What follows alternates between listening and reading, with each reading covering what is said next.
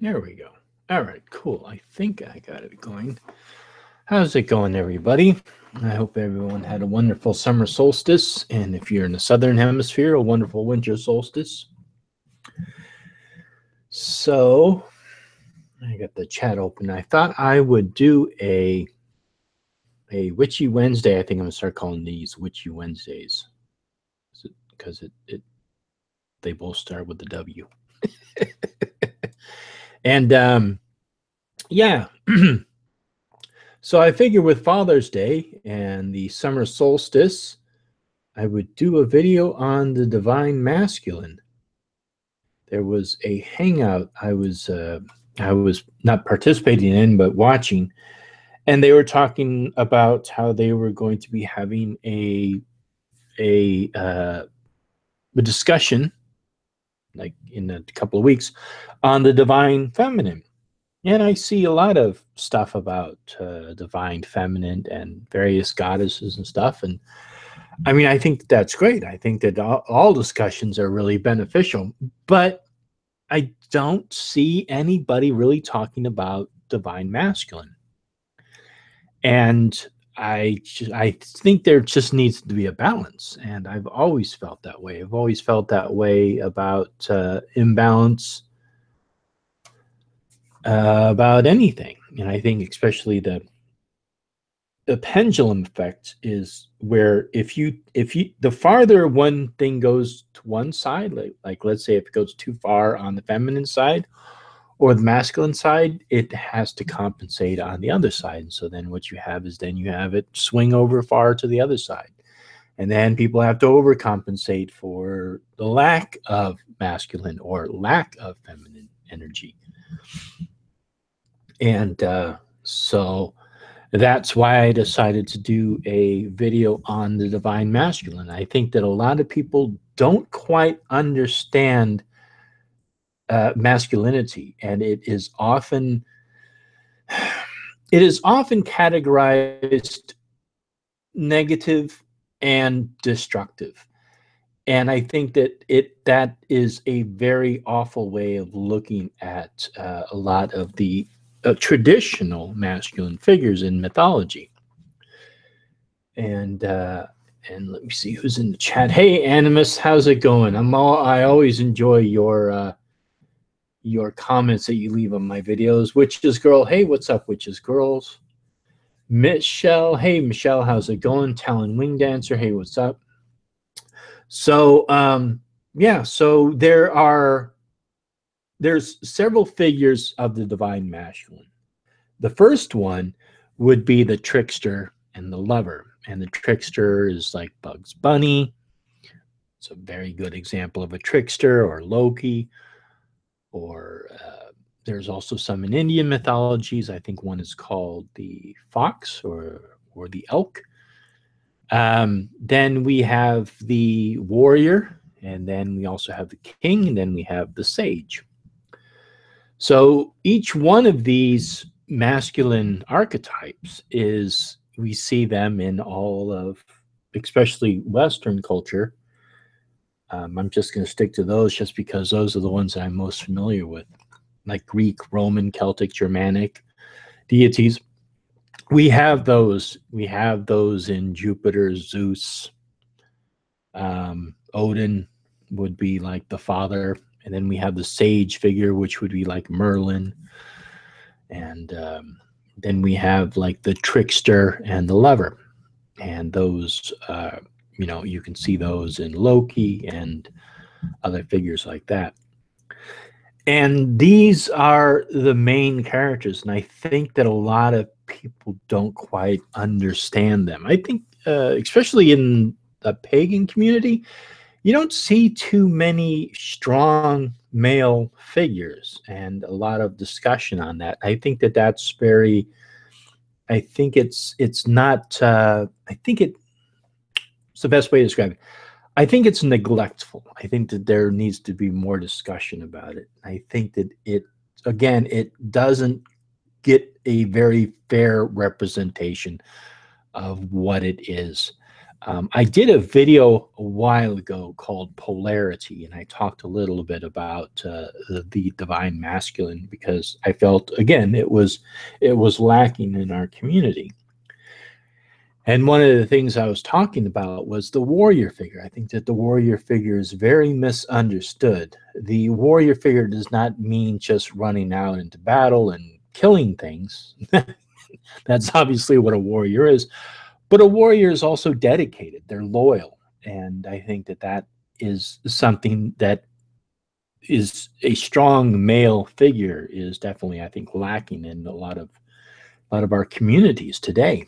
And that is the figure who's, well, strong, independent, loyal, takes care of their family. They don't run away from their family. They take care of their family. They stand up to problems. They don't run away from problems.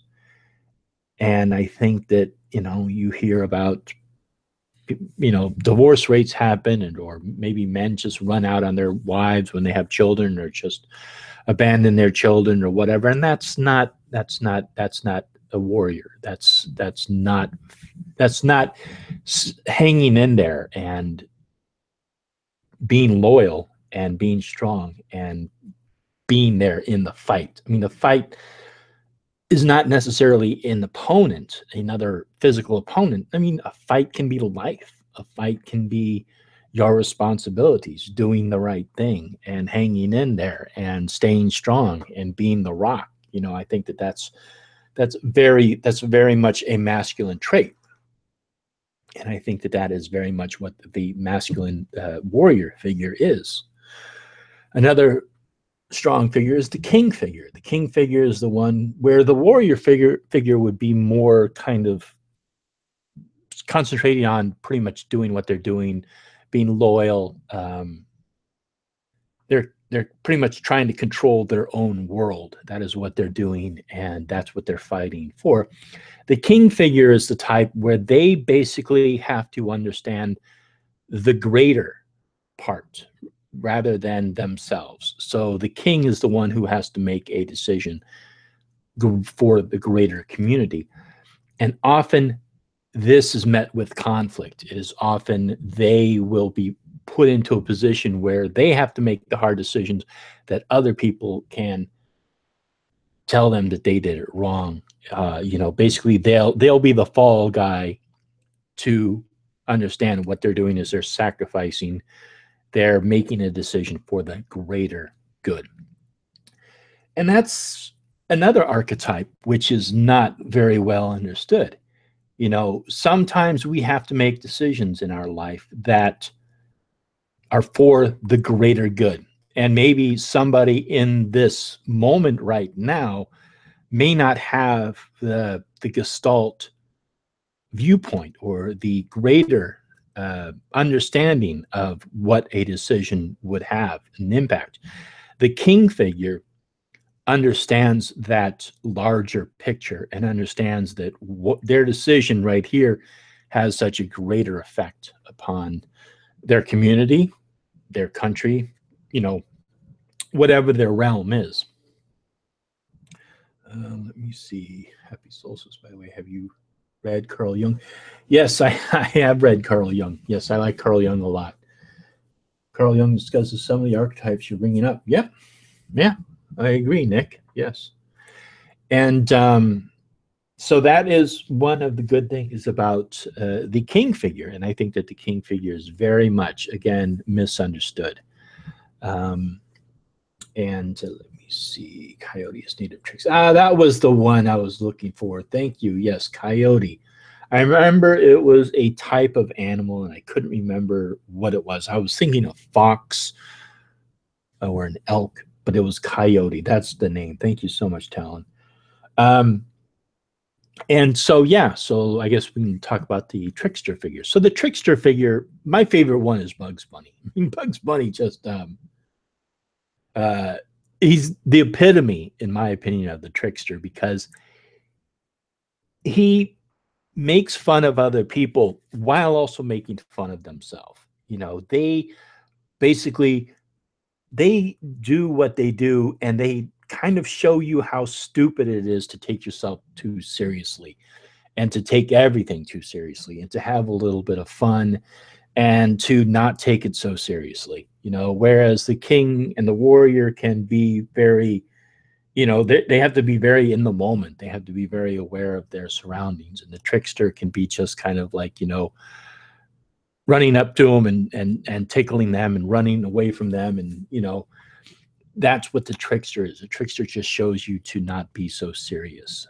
And the lover obviously is the one who is, he's the one who just kind of runs around and sort of, does whatever he wants to do and tries to sleep with whoever he wants or sleeps with whoever he wants.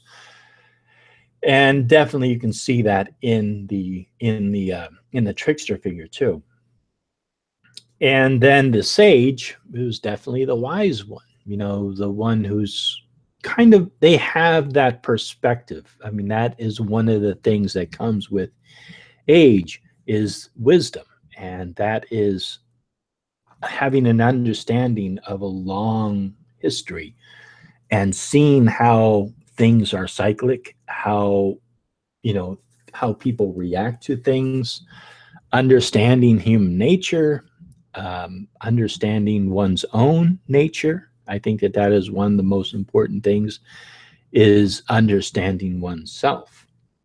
And I think that is one thing that, in my opinion, I feel that a lot of people sometimes often avoid and don't quite understand, is understanding oneself. They seem to enjoy exploring, quote unquote, the shadow and the darker aspect of oneself. But that's one compartment of the self. There are many facets to the self. And one of the things about, in my opinion, again, understanding yourself, is you have to really understand yourself. You have to understand all the weaker aspects of yourself, all the stupid aspects of yourself, how you make mistakes, a lot of negative things that you don't want to admit to other people. And those are things that you have to understand. And that's part of that sage aspect. And sometimes a part of the sage aspect is to also know when to be absolutely silent, just to shut up, let something happen, let somebody figure it out. You can sit there and say, if you do this, this is going to happen. And then the person says, no, it doesn't. You don't know what you're talking about, blah, blah, blah. And a sage figure can just kind of step back and just let that scenario play out. And sometimes the best thing for them to do is to shut up, step back, and let the person find out for themselves. It's kind of like, that stove is hot, don't touch it. And, they touch the stove. So, well, okay, you're going to do it anyway. Let me see. Hey, Loki Switch, how's it going? Or how to get someone to kill Balder with his only weakness. Raven is great tricksters too. Oh, yeah, Raven. Hey, Dorian, how's it going? And so those are the main divine aspects of masculinity that I definitely recognize. Let me see. One of my friends is all kinds of concerned about me with Father's Day coming up. I just found out my ass monkey of a father killed himself. I haven't seen or spoken to him in over 30 years. Yeah, well, I'm sorry about that. That sucks. I think that's one of the things about our culture today, is that we really have a negative view of men. And I think that what that does is that has a negative effect upon men. It's if you could think about having soil, if you have good soil, strong soil, very nutrient rich soil, whatever you grow in that soil is going to be healthy and strong and grow strong. If you have crappy soil that doesn't have very much nutrients in it, you're not going to be able to grow much in it. That is sort of how you could look at the collective consciousness. If we don't have a collective consciousness of a strong viewpoint of masculinity, the males who grow up in that society are not going to be strong male figures. they're going to be weak male figures. And that is one of the things that, in my opinion, I believe that we are suffering in this society today. We are not growing strong male figures. And one of the reasons is because we have a negative viewpoint of males. We paint them in a negative light, and so they are not growing up strong. We have a lot of, you can see it in schools. When kids are growing up in schools and they're supposed to be learning and educating, girls can concentrate on it. They're beginning to create social bonds, and they're learning that social aspect of it. Men are not concerned with that at that young age. They're more concerned with making sure that their buddies like them. They're too busy showing off for their buddies or showing off for other girls and trying to be greater than they are at that time. And our educational system has still not caught up with that understanding that boys and girls learn different ways. And so what we do is we try to have integrated schools, which is a good thing. But what happens is that we've created an educational system where young girls flourish and young boys don't. And then this also has a negative effect later on, because then young boys don't get a very good education. Let me see. My man is asshole. As Kelly said, in Firefly, sometimes a thing is just broke and can't be fixed. Some men or some relationships end up like that. Been there.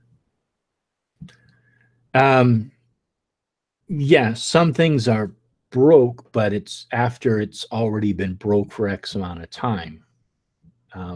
So yeah, I agree with you, Animus, but I think that I don't think that should be an excuse to not take another look at how we treat men in our culture today. And it's not, it is kind of blatant. It's getting more blatant today. We don't have many strong male figures, and I think that's a shame. Our greatest storyteller today is the television and the movies. Before, it was sitting around a campfire,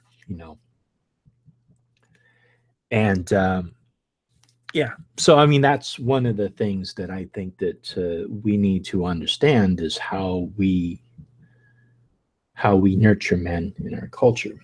Mad Witch is always a asshole. Mad Witch is doing night shift. Oh yeah. Yeah, well, I'm glad that he's getting some work. That's great.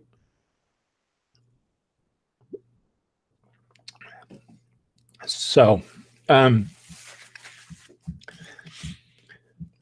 so let me see. Does anybody have any questions for me about this? And let me know if you want to join in and talk about this. And I will invite you to it. So yeah, so the there's a lot of gods out there that are male gods. Joan Cleek finally made it. How are you? Hey Joan, how's it going? I'm well, thanks. It's funny nowadays. I know I went to the spiral dance, which is something that Starhawk definitely started, and as part of the reclaiming tradition, especially here in the Bay Area, it's very strong. And they have the spiral dance on every Samhain, and they spend a good, I don't know, 20 minutes, 30 minutes talking about the goddess, invoking the goddess. And then there's like 1 minute thing where they invite the god, and that's it. And so this is actually an improvement from what they used to have, where they didn't invoke the god at all. And there's a pagan tradition that only just concentrates on the feminine. which is okay. I mean, if that's something that you identify with and you only want to identify with the feminine aspect, that's fine if that's your decision. I think the same thing can be said about if there was only a quote unquote male tradition, which there's aren't very many of. For myself personally, I feel that there has to be a balance between those two. I think that keeps the balance inside of me and also my perspective on things. Let me see. I hate the when men emasculated in our current society. My man works so hard and he hardly ever gets to release his stress. Yeah, exactly. And I think that that's what happens is that males grow up even in a young age, kind of like in school, and they're told the various things that they do is not right, it's not good, they shouldn't do this, they shouldn't do that. And they grow up with this sort of understanding that what they have to do is they have to kind of suppress that. They have to not be masculine. And young boys, yes, they get into fights and they're very chaotic with their energy. But if you focus that and kind of, it's like a sword. You have to sit there and kind of like you have to hone the edge of a sword in order for it to get, to be able to be used. But once you hone that edge, you get them into sports and whatnot, they become very successful and they understand how to control and manipulate that masculine energy. And although I hate to say it, I think that the military is another good thing for boys, but again, I'm not a big fan of the military, but it does help to harness and control that masculine energy. And yeah, I agree with you. Let me see. I'm his goddess and he's my god. Yeah, exactly. I know it is wrong to speak bad of the dead, but my dad was a horrible excuse of a human being. Well, that's your father, Talon, so you can have whatever opinion you want of your father. How do you see the horned goddess connecting to masculinity? I see the horned god is a very interesting figure. I think that we don't have the correct understanding of what the horned god is today. Excuse me for 1 second. Okay, I'm back. The horned god is a figure that is, I'm thinking of the Kiernanos figure, which is the horned god in my mind, holds a torque, which is a symbol of connecting divinity with humankind in Gallic and various Gallic and Celtic cultures, and then flanked by a deer and holding a snake. And there's other elements to it, but you also notice the clothes that he's wearing. If you've ever looked at the Gundestrup cauldron and kind of looked at it, he sat in sort of a cross-leg position, and his legs sort of have like antler, not hooves. And there seems to be like a tunic which has lines going down it, and there's like a belt. So it's interesting. I think that is a shaman type figure. I think that is more of a he's more of a like in a trance state almost, And so I think that the horned god is sort of the sage. I think he would be more of the sage or the hunter, because he could have been a hunter figure, because especially elk, stag are very much associated with hunting. So I think, like a lot of modern day paganism, we interpret our understanding of what we have remaining from our pagan ancestors because we don't have that exact knowledge. It hasn't exactly been passed down to us. So yeah, I mean, I identify with Kiernanos very much. I very much identify with the horned figure, and horns are another thing that is they were representative of divinity. They were representative of divine knowledge and power. And even Moses, there's a sculpture of Moses in the Vatican that has horns. so horns were a very almost majestic type of imagery to put with males. Let me see. I do feel like leave out the God. I dislike that scene. I work more so much with Loki. I do use Bridget too, but not as much. Yeah, I mean, I think it's okay to work with. I think it's you have to keep a balance. You know, that's my opinion at least. Let me see. I think society is hard on skinny or short guys, and they devalue some great men just because of appearances. Yeah, I don't know. I think appearances are. I think we place more of appearance on women than we do on men. Although, yeah, men should be tall and they should be fit, but men, we are more viewed as to how we provide. What can we give? What can we offer? You know, what kind of car do they drive? How much money do they make? What kind of a house does he have? You know, all what job does he have? What is his status? That's very much what we place on men. We place that provider status on men. So I think that women get more of how they look, their appearance. You know, are they thin? Are they voluptuous? You know, do they have long hair? And uh, are their nails done and their face painted? And that I think that's what we place on women more than we do men, because men, like I said, they have to provide, they have to have a good job, they have to make a lot of money. All of this stuff. That's the pressure that they put on men. Let me see. Birth father was trash. My stepdad is my dad. I have his last name is now on my birth certificate. Thanks. Yeah, again, I'll fall back on that statement that I made earlier. Whereas if you have crappy soil, you're going to grow crappy plants. If we have a crappy view of men, we're going to grow crappy men. So, yeah. So I'm sorry that your father was that way, but a true warrior is going to stick it out. They're going to stay in the fight. They're not going to run away from it. And that's basically kind of what happens in a father figure. No offense to your father, but a father figure who runs away from a battle they're not being a warrior. They're running away from that fight. That fight is life. So things to values men who don't have big dicks.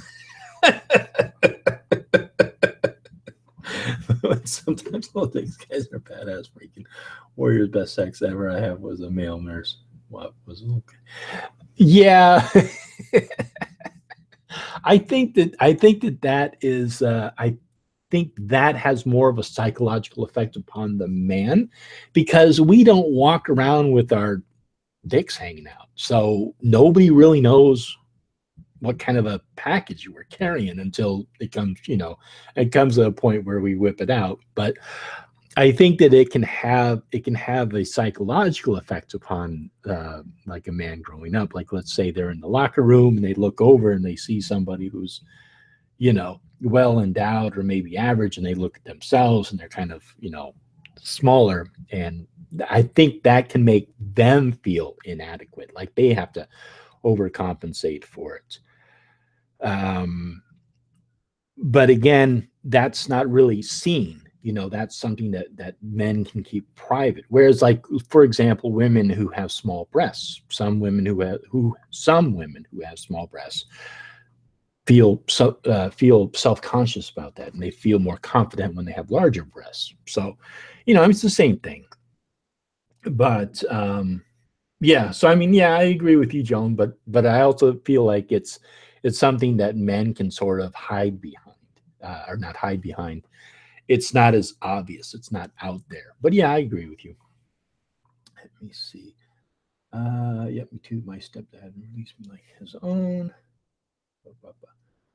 I could marry his one guy, a multi-million, but I married a poor skinny guy for love. Yeah. Well, yeah, I mean, because you loved him. So yeah, I can understand that.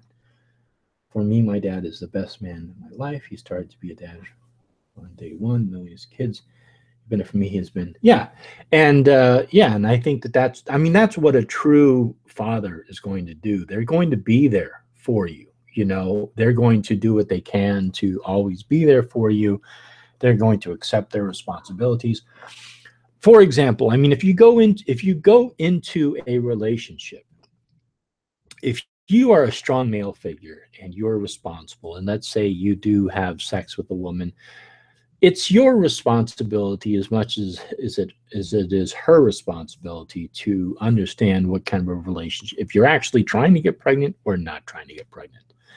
You know, is just sort of like, doesn't care, and they just want to, they just want to have their orgasm. They don't really care if they're going to impregnate the woman or not.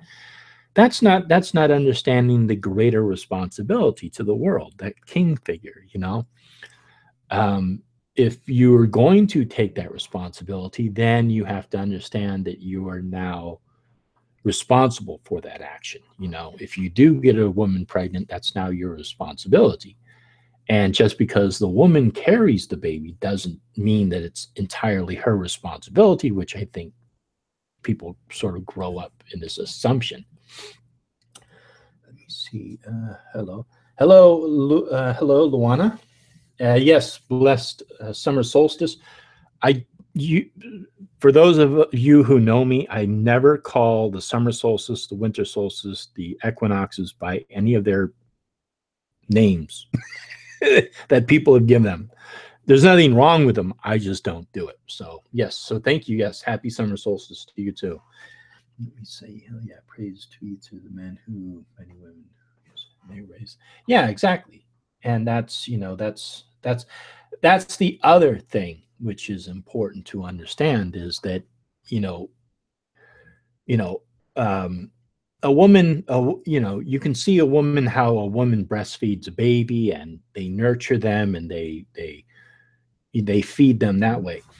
The man feeds the baby too, and that is their responsibility. Just because they don't sit there and actually suckle, have the kids suckle on their nipple, doesn't mean that they're not contributing as much as a woman does. And that's a responsibility, and that's what a male has to be there for. They have to be there to understand that they need to pay attention to the baby. They need to care for the baby. They need to take care of it just as much as the woman does. And again, that's the fight. Life is the battle, and the warrior is in that battle for the long run. He's not there just for the just for the beginning of the battle and then runs away. That's a coward. Let me see. I am okay, just dealing with physical. But what about I need to go kill or due to getting up at? Okay, yeah, that's fine. Men are suckle infants in dire cases. Men can suckle infants in dire cases. Yeah, I don't know. I don't know. I understand that we had. I was talking metaphorically about feeding the baby, but yeah. So yeah, and I mean, that's so, yeah, and I think that our culture is beginning to kind of. I think that we're getting a lot of quote unquote not really strong male figures, and I think that has a negative impact on our culture in the long run.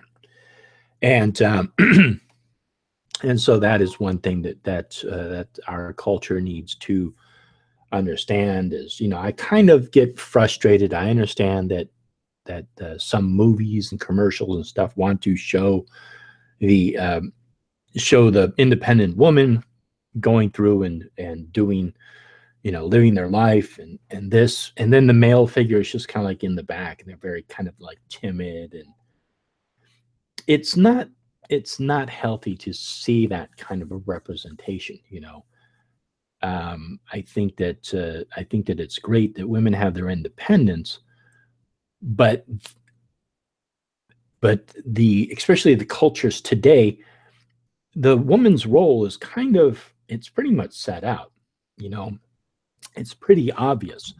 The male role today is not so obvious, and I think that's where a lot of these problems lie.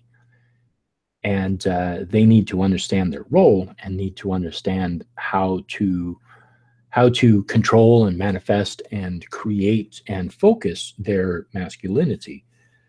to create, who they are, who they want to be. So it's a scientific fact. Okay, it's a scientific fact. Sounds good, Joan. Let me see. Yes, too strong for me to take it away. Mentor, I know it takes a long time to heal cartilage and ligaments.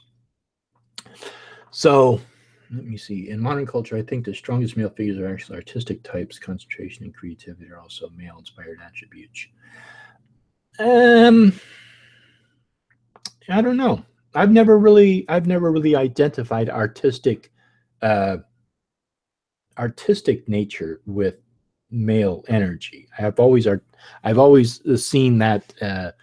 For example, let's say the poet, the artist, the writer, the singer, the dancer is part of that lover aspect. That's part of that lover aspect. They're the sort of the Don Juans, the the Shakespeare's. Those are that. So yeah, but I think that is sort of that's kind of like the feminine masculine side. But yeah, I could see that. But I think that when I'm thinking more of the masculine nature, I don't really see artistry in that. Although I'm sure it could be, but um,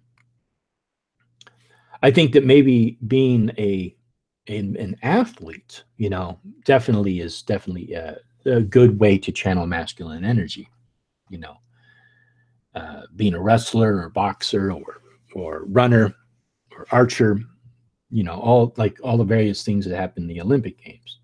And oddly enough, in the Olympic Games, there were various categories. There were also women who competed, but they competed amongst themselves, and then the men competed amongst the men.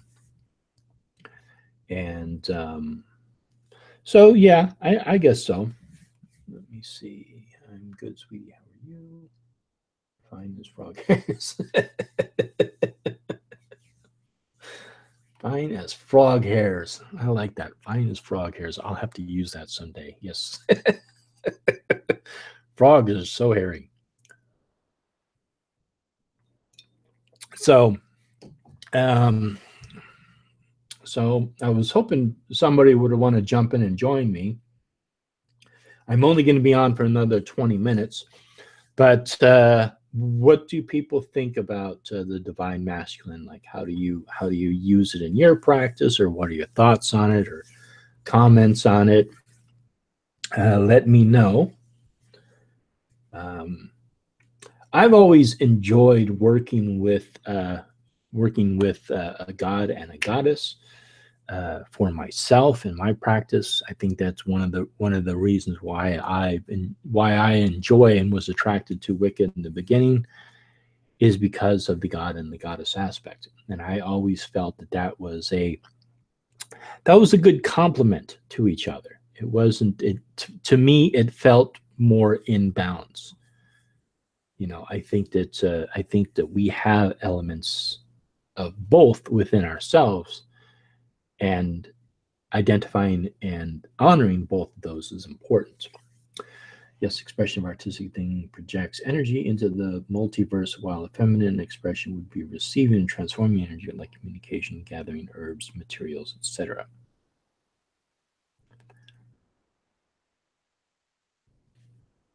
Sure. Sure, why not?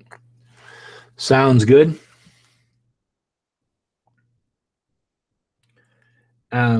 Yeah, I think that that's a good way to describe it. It's kind of like how artistic nature is manifested. Yeah, I can see that. One is more active. The other one is more receptive. Yeah, I can see that. It's a good observation. I'm totally into both the male and female. Yeah, yeah, Raven 50. I agree with you. And like I said earlier, I feel it's kind of like the pendulum effect that I was talking about earlier. I think that during the time of the male-dominated patriarchy, church, where there were nuns, but they sort of weren't in roles of priests, or they didn't really fit the roles of really representing uh, the priestly caste for the people.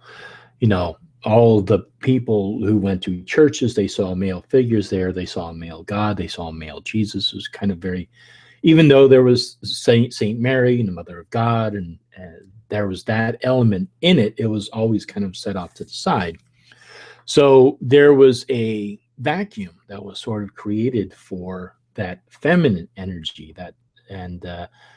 So then later on, I think after the 60s, that vacuum was sort of filled with the goddess, and people got very much into the goddess figure. And so that sort of that pendulum went from that far extreme of the masculine to the far extreme of the feminine. I think that now, to allow that pendulum to swing back closer to the center, and I think that that's great, because we need to do that, because you can't have a completely male dominated priestly caste, and you can't have a completely female dominated one. You have to have a balance of both. And so I mean, it's like I said earlier, it's that pendulum effect. Hey, sexy Lady Ambrosia, how are you doing? Let me see. I don't know why Jesus is depicted as only feminine, passive in paintings. He was quite the extremist and activist in his time. Yeah, I don't know. I think it is interesting. My personal opinion of the figure of quote unquote, or the mythological figure of Jesus, is that he was basically made up of several different figures. That's why in the Bible we have different aspects of him. You have, yes, the aspect of him going into the church and knocking over the tables and basically, stirring up problems. And then you have him kind of like being like passive and very submissive and allowing himself to die. So I think that understanding the Bible, how it was basically put together over from the 40 AD on, is made up of 66 books, and then you have like the Ethiopian Bible, which is made up of like 88. Then there's other books which are only like 20. So, and then all of those stories are drawn from all the various cultures around there. So, you get the story of the Ark, you got the story of David and Goliath, the story of the burning bush, and all these other things which are taken from other cultures. So that's probably why the Jesus figure is sort of contradictory, because it's not just one figure, it's several figures. Yes, definitely. I love some divine masculine. Exactly. Senpai noticed me. Oh, believe me, Lady Ambrosia, when you walk in a room, I notice you. I think of the feminine as the intuitive that comes up with the idea, and the masculine as the warrior who does the action. Yeah, exactly. Kind of like what I was talking about. Yeah, the warrior type is definitely the one who acts on action, and yeah, I agree with you. I think that that's the active nature of it. I keep hearing gunfire. These hood rats are restless tonight. Yeah, really. That's terrible. Biblical scriptures does paint him in the early New Testament as a roll up the sleeves kind of guy. Yeah, exactly. And I think that's, but yeah, Robert. Hey, Robert, how's it going? And I agree with you. I think that that's why he seems to be kind of like a contradictory figure. He seems to be kind of revolutionary and yet passive. And I think that that's why there's this contradiction in the Bible. I mean, if you sit down and read the Bible, there's a lot of points where stories are repeated twice, but it's told differently. And then there's some stories that are very contradictory. And it's like a lot of people take it literally. I think it's very destructive to take it Literally, it's obviously mythology. It's obviously legend. And if you look at it that way, then you can see the wisdom in the Bible and how things are allegories and metaphorical. And that's the best way to interpret it. I know people like to say that Jesus was an actual figure. Unfortunately, the evidence shows that there's a lack of evidence. We don't know. Let me see. Rushing. No, this is gunfire. It's pretty regular around here. Jesus was sexy when he was a carpenter doing all his active stuff. Yeah, I guess so. I missed the first bit of your chat. Yeah, that's okay, Raven. I was just talking earlier. I was just going over some of the various divine masculine types. I was going over the trickster, lover aspect, the warrior aspect, the king aspect, and then the sage aspect. So you could sort of think of it, although there isn't any archaeological evidence of a triune god, or like there is with the female aspect. There's the triple goddess, the virgin, the mother, and the crone, or maiden, mother, crone. Often you'll have people describe it. You could sort of see parallels, as in the trickster, lover, the warrior, king, and the sage. Those would be the three aspects, meaning that the first aspect would be sort of the lover, trickster, which should be the youthful aspect, the warrior, king, which would be sort of the midlife aspect of masculinity, and then the sage would be sort of the crone aspect. So that's how I look at it. That's definitely how I interpret it. But again, I've never come across triple aspects of the male divinity in that respect. I have come across triple aspects of the female, especially in a lot of Gallic and also Greek and Roman, or Gallic, Roman Gallic cultures. There is the aspect of the triple goddess. Let me see. Blah, blah, blah. Remember the Mary Magdalene song about how she is in love with Jesus? Joan, you are really hooked on Jesus. You see, can't wait until August when my lease is up. I can move. Oh yeah, really, that's exciting. I saw triple god somewhere. Yeah, I mean, there's they call him Tricephalos. They don't know exactly what his true name was, but it was a triple-faced god. And so it has a head that's looking off to the left, and another head's looking off to the right, and it's another head looking forward, but it's all one head, but it's a triple aspect. I mean, threes have always been very important, very, very much of our culture, that triple nature. So it just makes sense that we would have a triple goddess, and why not a triple male divinity too. But I don't know how to love him. I like your perspective, Father, Son, and Holy Ghost. Exactly, right, exactly. Wow. Yeah, like in the Catholic Church, the Father, Son, the Holy Ghost. Yeah, exactly. It was well ornamented. I have a feeling that Joan is probably. Are you an ex-Christian or a current Christian, or grow up maybe in a Catholic home? There's nothing wrong with that. I'm just curious. Let me see. Right on, Joan. It was a wall ornament in a shop. Yeah, I think that there is. It makes perfect sense to me. I know that often one thing that happened, especially as Rome began to invade Gaul and sort of take over, what they did was they basically forced marriages between gods and Roman gods. So usually what happened was that it was when when Rome came in and conquered various lands of the Gauls, various tribes, the goddess that that particular tribe would worship, they would marry to their Roman god, like let's say Mercury or Mars, and then they would have a marriage of those two. So you would often see these figures. There was a male and a female god, and it was usually a Roman god and a female goddess figure, and that was one of the ways that they not only psychologically, not only physically conquered those people, but also psychologically and spiritually conquered those people. And understanding those two aspects of conquering those people.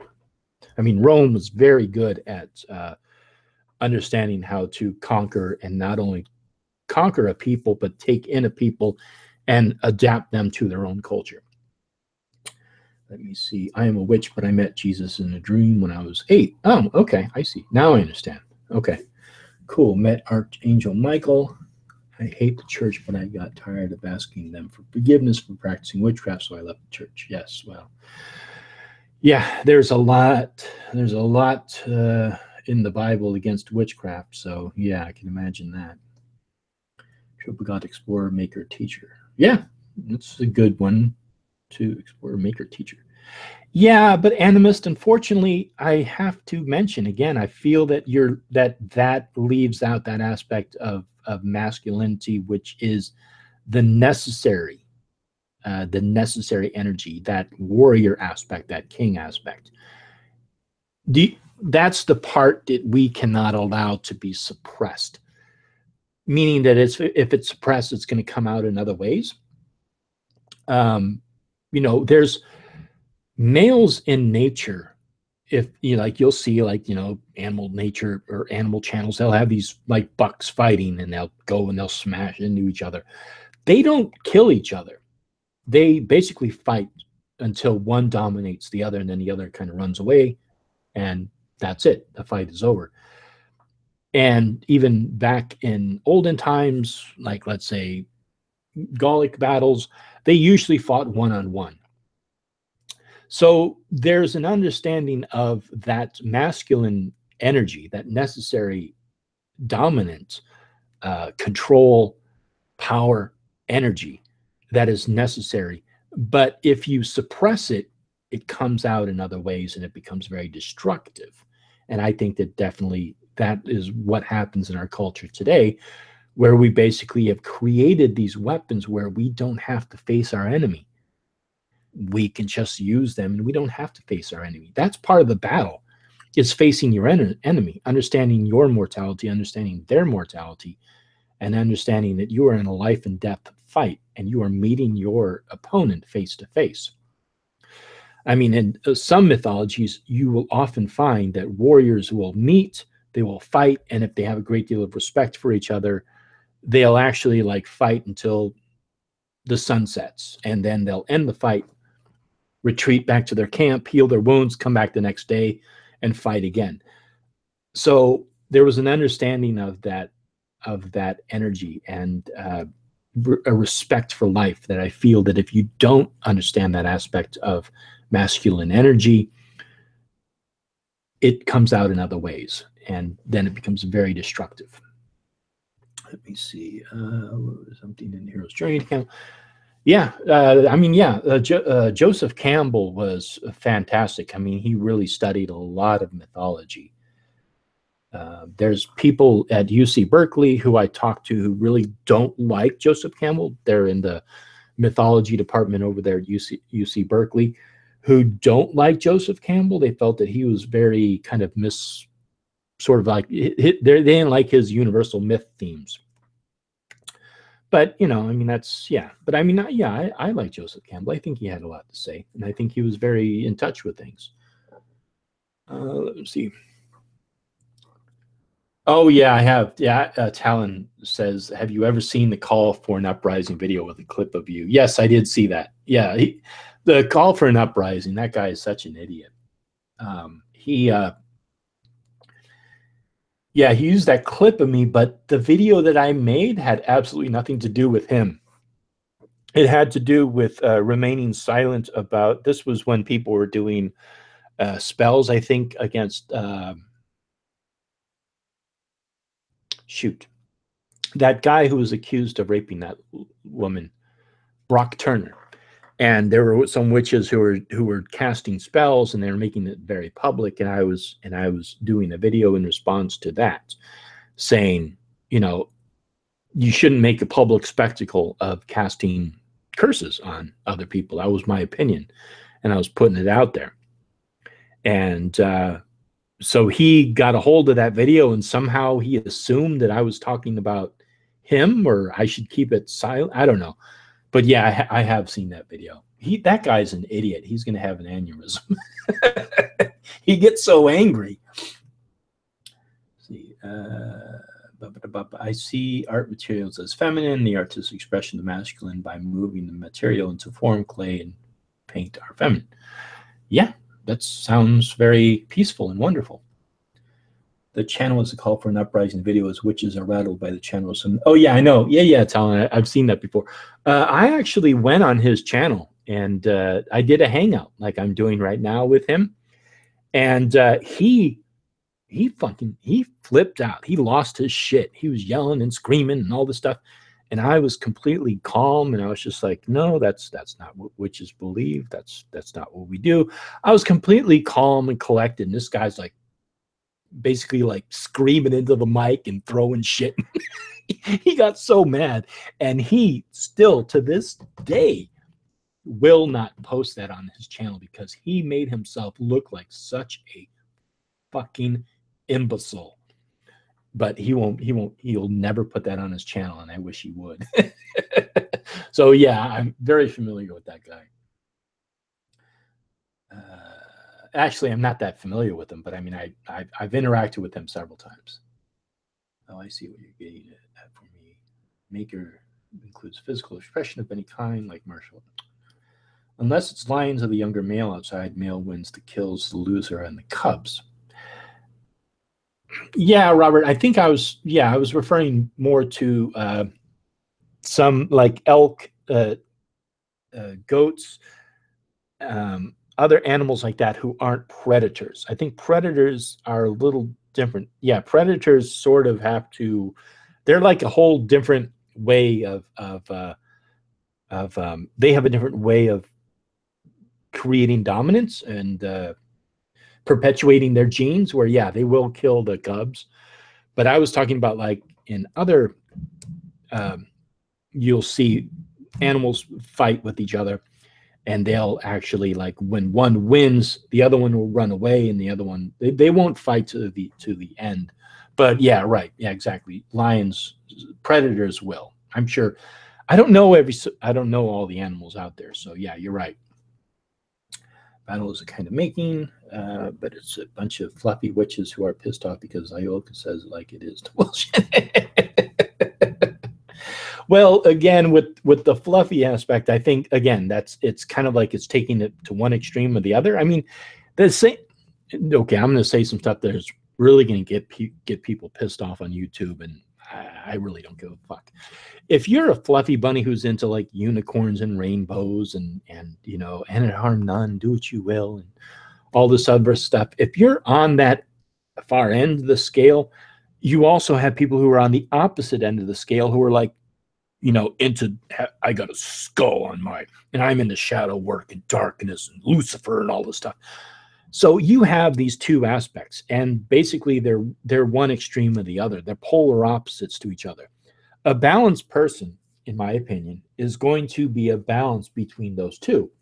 You're going to understand your strengths. You're going to understand your ability. You're going to understand that you have a life, and you're going to understand you're going to die. Life and death is a part of the cycle nature. You know, that's just the way it is, and there's no escape from that.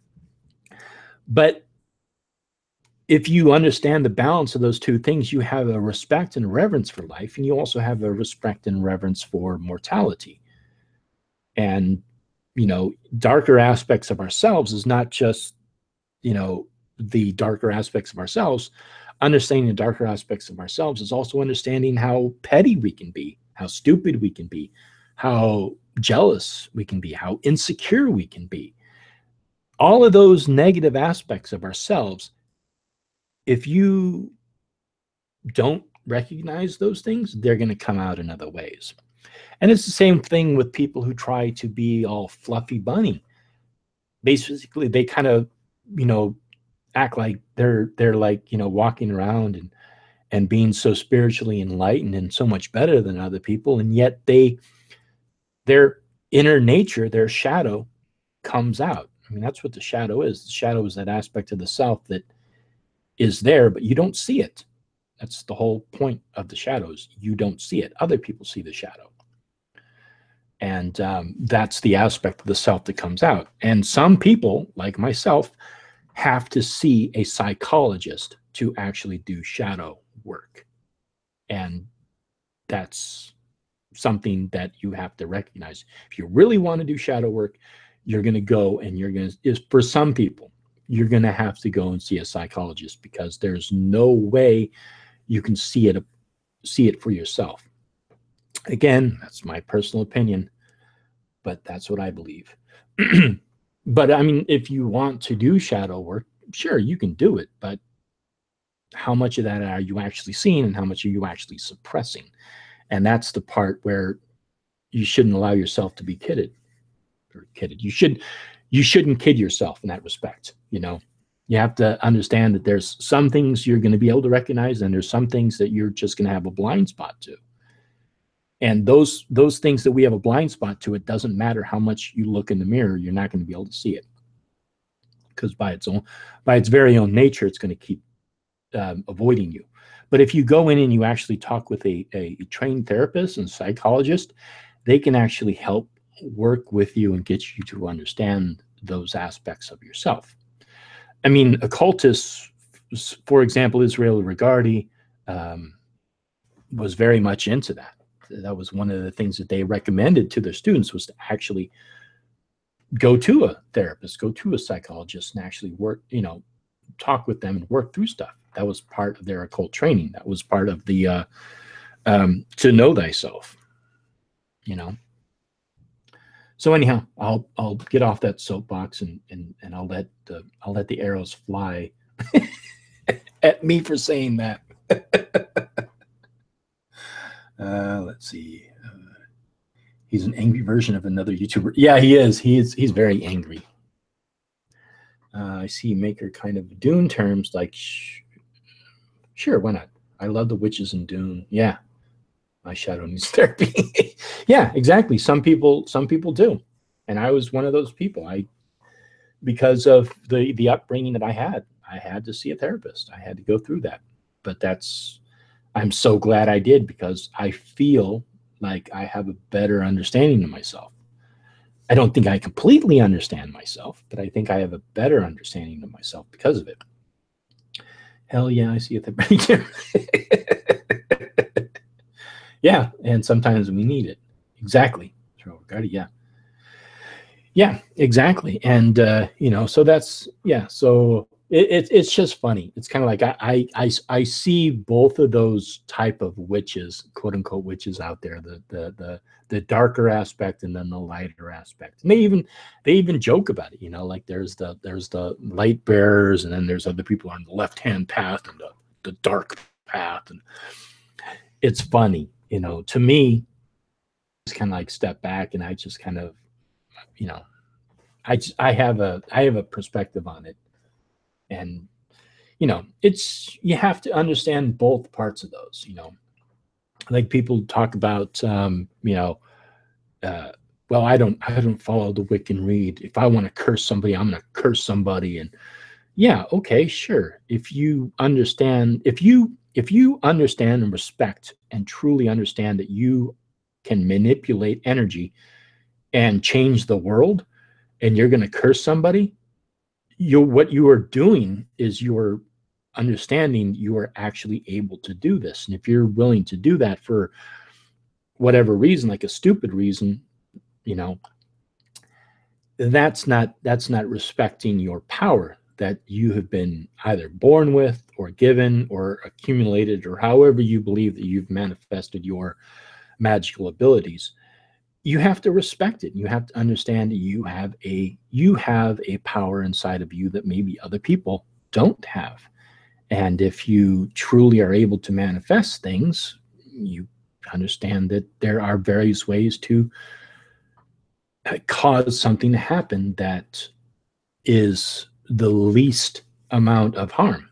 And then it's the other way with people who are quote unquote left hand witches or whatever. I mean, this scary aspect in having like a whole bunch of skulls around you is kind of it's it's just, to me, it's funny. I just find it funny. Let's see. I don't have 4 years of intensive therapy. Yeah, really. Yeah, and exactly. I think that some people are, yeah, I mean, some people are embarrassed to see therapists, but that's the aspect of the shadow that therapists can really help you to understand, because for whatever reason, we just can't see the shadow. At least that's my understanding of it. And it's interesting talking about Jung earlier. Jung was also talking about how there's the golden shadow. There's there's once you actually do kind of meet your shadow, it can actually be very powerful. It can be very, you can find strength in that, and I think that that's one of the benefits of it. But it's also kind of a perpetual thing. There's aspects of ourselves which we'll sort of always kind of keep suppressing, and we sort of have to kind of accept it little bit by little bit, and then that helps us to kind of get a better understanding of ourselves. Like there's aspects of myself that I constantly come in contact with, which I consider them to be sort of things that I want to let go of. There's aspects of myself that I feel are, uh, weighing me down or whatever. There are certain negative aspects of myself that I constantly kind of have to sort of, that I come in contact with, I think is the best way to describe it. And I don't know. I think it's not going away. It's not disappearing, but maybe just my awareness of it can help me to sort of understand myself better. I don't know. Like, I'm not a psychologist. I don't have all the answers. Hey, Feather Darian, how's it going? So, yeah. So let me see. Did people have any questions or comments? I need to get a driver's license, renew the car inspection, and make a road trip. Yes, definitely, Joan, you should. Yes, I think going on adventures is very, very freeing. It helps us to get a new perspective on things. Let me see. So yeah, so I was just going to go for an hour from 7 to 8, and so it's a little after 8 now. So I think I'll probably wrap this up. But yeah, so the if people had any questions or comments that they wanted to make, let me see. I'll probably be wrapping this up. But hopefully, people will be talking more about the divine masculine. I think that it's a conversation that needs to be had out there, and I don't think it's just for men. I think that definitely women can definitely benefit from it too. Um, but especially for men, I think it's very important to understand and have a positive aspect of the divine masculine and not be afraid of it, and to understand the power that it can have, and the control it can help with one's life. You know, it's like the difference between a torch that just burns an entire forest, or a torch that can be focused and used to to forge something. I have a question involves Wicca. Is Wicca really a nature-based religion solely? Yeah, Robert. I think that it is. Um, it's kind of. I'm wondering what you mean by nature, because I mean, we are all a part of nature, even though that we've sort of created nature, like we've created this cement jungle that we live in. That's still part of nature. We are a part of nature. So yes, I think it does. It is nature based, um, but it's also, nature is not outside of ourselves. Even though I know that it's kind of, that sounds weird because of the culture that we live in, where like myself, I live in a city. It's like I actually have to travel a distance to actually see like a patch of green. But all of this is a false reality. This is not real. This is man-made. This is all created, but that's a part of nature. And the natural world is there. We are a part of nature, and so there's no way we can escape that.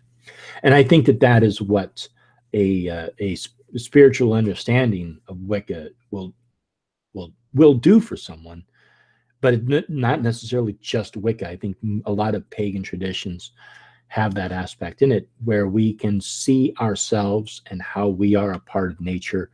Um, and there's no way we can escape that. We are a part of nature. We are natural. Hey, lady, yes, thank you. Happy summer solstice. You need to move there. Neighbors. Seattle, Washington, Portland, Oregon is where. Yeah, I like Seattle, Washington. I've been there. It rains a lot there. You should come down south. Come to California. Don't come to the Bay Area. It's cold here. But other parts, actually, one place I'd like to live is probably in Northern California, up towards Oregon. It's supposed to be very nice there. Nice. Yeah, pay off the house, move up there. Yeah, get a house.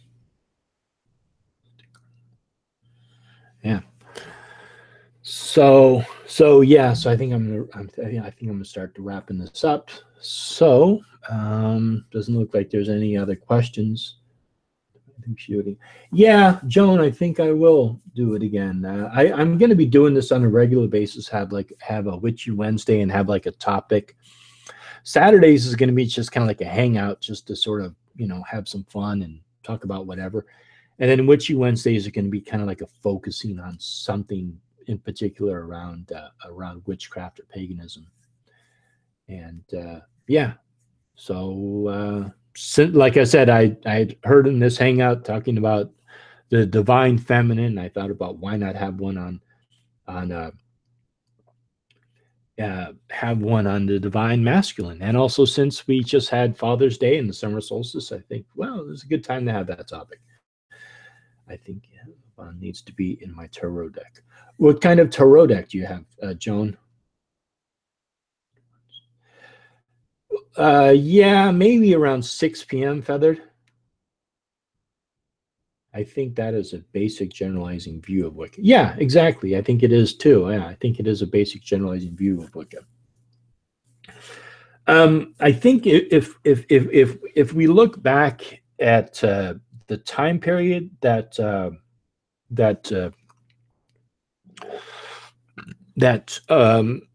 lot of the modern today, the traditional witchcraft practices came from, was kind of a time period where these around this time they're very much into like naturalism and nature and stuff, and I think that there was a need for that. So I think that that's why Wicca is considered to be a nature-based religion, is because of that aspect. And I don't think that there's anything wrong with that. I think it's actually good. You know, the Christian church, the Catholic Church, was very much into, like, this was just sort of like a way station before the afterlife. So it really didn't matter what we did. We could basically just kind of like do whatever we want with this planet because, well, it's temporary. Whereas nature-based religions are kind of like, no, this is it. And this is it. This is the planet. This is the life.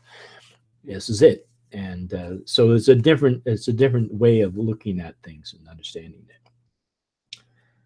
Let me see. My deck is an oversized regular playing card deck from Las Vegas. I sanded the back off and painted all the pictures by hand. Oh, okay, cool. So is it just the four suits, or do you also have the 27 arcana? Is it the 27 arcana? No, 22 arcana. Yeah, because it's 50, 52, and 22, right? Yeah. The first tarot decks were formed based on the regular playing deck. The first tarot? Um, yeah, yeah, they started out as playing cards.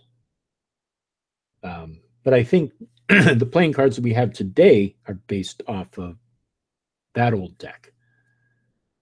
That's my understanding of it, but maybe I'm wrong. I have a Visconti deck and a Marseilles deck, and then I have a Rider Waite deck. I don't get into having so many decks. Yeah, I've seen a couple of her videos. I'll have to go back and take another look. Maybe I'll go back and see some of your videos on tarot decks. No, it's more intuitive. I'm not painting tarot images, but rather images that coincide with the card numbers. Oh, okay, cool. That sounds cool. Yeah, yeah. Playing cards. They came before in playing cards, indeed, for as far as I know. Yeah, right. Exactly, Feathered Therian. Yeah, I think you're correct. Yeah, because you can take I mean, you can take playing cards, and you can do readings with playing cards if you want. Um, you know, you just don't have the 22 major arcana in there, which is okay. So yeah, I mean, I know people. I've done readings myself with playing cards. You can definitely do it. Um, but yeah. All right, folks. I think I'm going to wrap this up. So I will see you all Saturday and definitely next Wednesday if you like. And I don't have a topic for next Wednesday, but maybe we'll have to figure someone out. Figure something out. So, all right. Thank you all. And I hope you all have a wonderful rest of your night. Take care and blessed be.